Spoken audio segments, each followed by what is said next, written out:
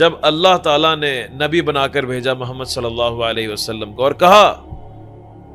کہ قوم کو دعوت دو، قوم بگڑ گئی ہے، نافرمان ہو گئی ہے،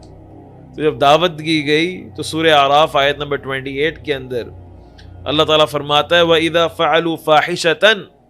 کہ جب وہ کوئی فحاشی کا کام کرتے تھے، ولگیرٹی کا، زنا کا، قَالُوا وَجَدْنَا عَلَيْهِ آبَاءَنَا ہم نے تو اپنے آباء و اجداد کو یہی کرتے پایا ہے، یعنی چیز صحیح ہے، غلطی بات چھوڑ دو، ہم نے تو اپنے آباء و اجداد کو یہی کرتے پایا ہے اور یہ ضرور خیر ہے، اچھی چیز ہے۔ اچھی چیز کیوں ہے؟ اگر اچھی چیز نہ ہوتی ہمارے ماں باپ نہ کرتے۔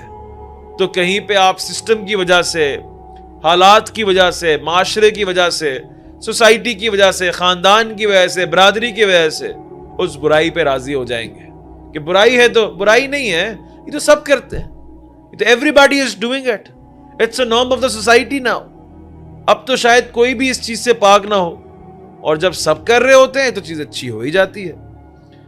واللہ امرنا بہا، اور انسان اتنا گمراہ ہو جاتا ہے